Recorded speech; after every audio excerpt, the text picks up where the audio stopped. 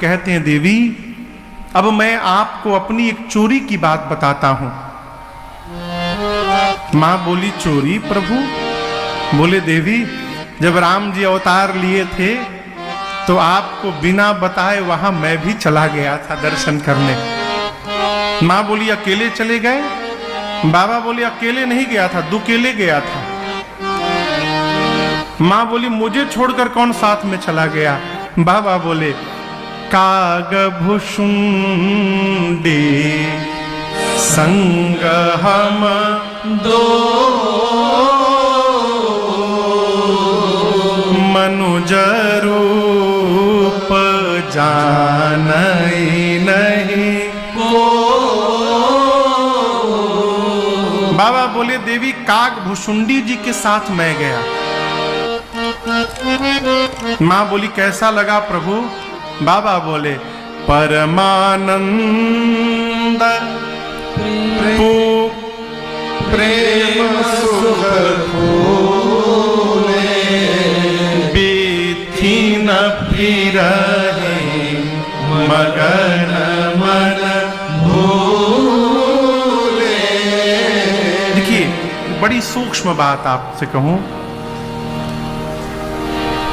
इस पंडाल में इस समय हजारों लोग बैठे हैं, परंतु आप सत्य मानिएगा, हजारों लोगों में सभी लोगों को एक जैसा आनंद नहीं मिल रहा होगा। कई लोग तो घड़ी देख रहे होंगे, कब महाराज बंद होंगे भैया, कहां से आ गया, मैं फंस गया आज। इससे अच्छा तो मोबाइल पर देख लेता। क्यों? मोबाइल पर कुछ नहीं करना है, महाराज के मुंह पर टप से मारो, महाराज बंद।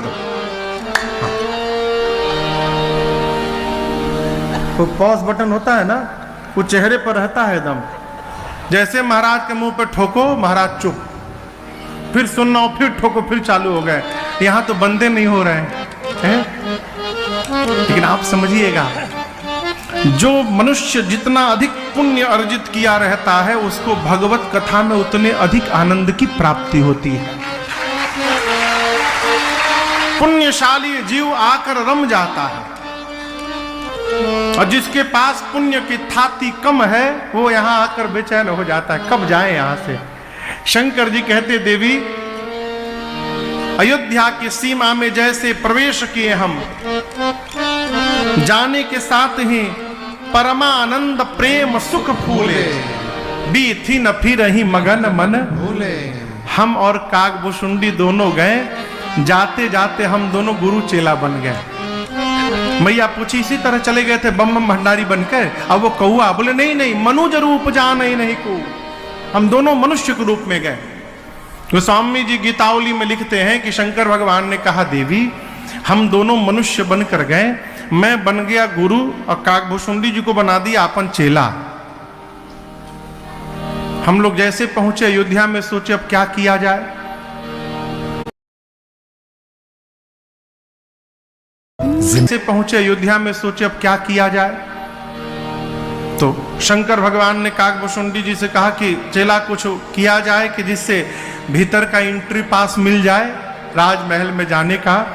तो शंकर जी बोले कि यहां पर एक कार्यालय खोला जाए, भविष्य पूछो कार्यालय। हम लोग सबका भविष्य बताएंगे हाथ दिख दिख कर। सरजू जी के किनारे एक रेंट पर कमरा लिया गया और उस पर साइन बोर्ड लगा, भविष्य पूछो केंद्र। प्रोपराइटर में शंकर शर्मा का नाम लिखा हुआ था, शंकर जी का नाम, प्रोपराइटर शंकर शर्मा। कागभुषुंडी जी से शंकर जी बोले, देखो प्रचार करना पड़ेगा थोड़ा, सवेरे सवेरे लोग सरजू जी नहाने आए ना, तो जाकर प्रचार करो कि बहुत भारी गुरु जी आए हैं, 1 महीना तक फीस नहीं लेंगे, फ्री में बताएंगे भविष्य। अब भारत में तो फ्री के नाम पे लोग फिनाइल पी लेंगे। फ्री में मिलना चाहिए, फिनाइलो कहेंगे चंदामृत है। एक लोग थे बाबू, वो चरणामृत नहीं कहते थे, महाराज चंदामृत कब मिलेगा, चंदामृत। फ्री में कुछ मिले। हाँ, कुंभ में कई लोग के पेट खराब हो जाता है। खात खात। कुंभ मेला में अगले वर्ष पूर्ण कुंभ है, महाकुंभ है, हम लोग भी 9 दिन कथा गाएंगे, राघव जी की करुणा रही तो आइएगा आप लोग, बड़ा आनंद होगा तीर्थराज प्रयाग में। तो वहां भंडारा चलता है, संतो सीताराम कचौड़ी सब्जी का भंडारा संत जन आइए। हाँ पंगत। कहीं भंडारे में आप खाने बैठ गए तो याद रखिए 45 मिनट के पहले तो मिलने वाला नहीं है,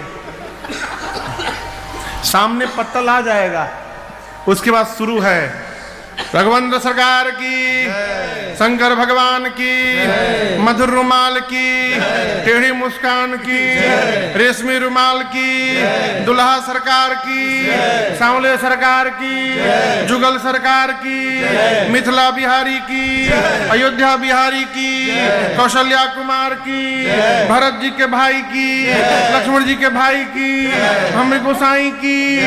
45 मिनट जय जयकार होता है। इधर पेट में चूहा कूद रहा है, मन होता कब बंद हो भैया, जय जयकार हो, ये कई बार बुलवा लो, लेकिन ये आनंद है। इतना भंडारा चलता है कुंभ में, कई लोग सुबह से रात तक खात खात पेट डैमेज कर लेते हैं अपन, लेकिन वहां दवाई की भी व्यवस्था है। पेट खराब करिए वहां उपचार कराइए, रात भर में ठीक होइए, सवेरे से फिर खाइए। अच्छा दक्षिणा मिला था, जय जय, खूब आनंद। शंकर जी बोले घूम घूम के प्रचार करो। कागभूषुंडी जी जाकर बोले गुरु जी 1 महीना फीस नहीं लेंगे, फ्री में बताएंगे।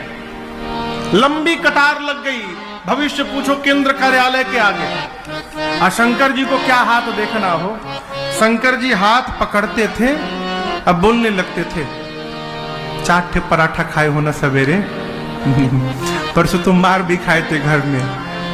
अरे गुरुजी सब आप जानते, कृपा करिए। इतना प्रचार हुआ, देखते देखते ये सूचना पहुंची महल में, कौशल्या मैया के पास। बहुत भारी पंडित जी आए हैं, हाथ पकड़ते हैं, सब बताने लगते हैं। अच्छा, कौशल्या मैया ने कहा सेवकों से कि जाओ उन बाबा जी को बुला के लाओ, हमको अपने राम के हाथ को दिखवाना है।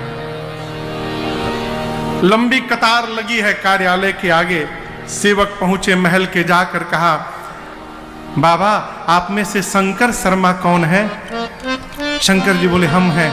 चलिए आपको महारानी ने बुलवाया है, लल्ला के हाथ को देखना है, आपको भाग्य बताना है।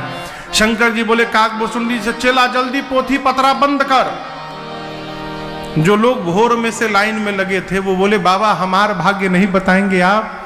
शंकर जी बोले तहार भाग तू जानो, अब हम अपन भाग्य देखने जा रहे हैं, हमको अवसर मिल गया है। शंकर जी पोथी पतरा लिए कागभूषुंडी जी के साथ दौड़े महल की ओर। जैसे द्वार पर पहुंचे बाबा, सेवकों ने कहा आप में से शंकर शर्मा कौन है? शंकर जी बोले हम हैं। सेवकों ने कहा कि देखिए भीतर केवल आपके नाम का पास बना है, ये आपका चेला नहीं जाएगा भीतर। शंकर जी बोले ठीक है, इनको बाहर बैठाइए। कागभूषुंडी जी बोले बाबा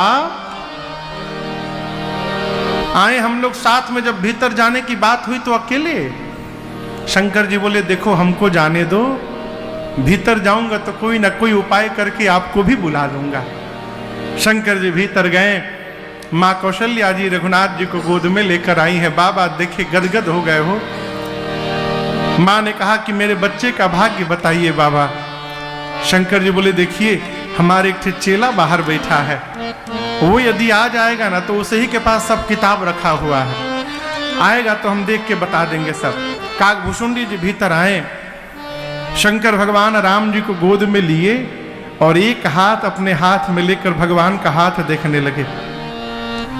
कागभूषुंडी जी सोचे गुरु जी अकेले अकेले लूट रहे हैं, हमसे पूछ भी नहीं रहे कि तुम ही छू लो। तो कागभूषुंडी जी कौशल्या मैया से बोले महारानी एक बात बोले हम आपको, हमारे गुरु जी ना हाथ की रेखा के स्पेशलिस्ट हैं, हम जो हैं उनके चेला हम पांव की रेखा के स्पेशलिस्ट हैं। तो गुरु जी जब तक हाथ देख रहे हैं आप कहिए तो हम पांव देख लें। तो मैया बोली देखिए, तो भगवान के छोटे छोटे पांव हो, काकभूषुंडी जी एक ही हाथ में भगवान के दोनों पांव पकड़ लिए और जो भगवान का दूसरा हाथ खाली था उस हाथ को लेके अपने सिर पे रख लिए। शंकर भगवान देखे चिलवा तो हमसे आगे निकल गया हो, हम तो केवल हाथ पकड़े, ये पांव हाथ दोनों पकड़ के बैठा हुआ है? शंकर भगवान ने उसी समय मां कौशल्या से कहा, महारानी जी राम जी की हाथ की रेखा बता रही है, जब कोई बाबा जी इनको मांगने आए ना तो तुरंत दीजिएगा। क्यों? जब तक ये किसी बाबा जी के साथ अयोध्या से बाहर निकलेंगे नहीं, आपके घर में बहू आने वाली नहीं है।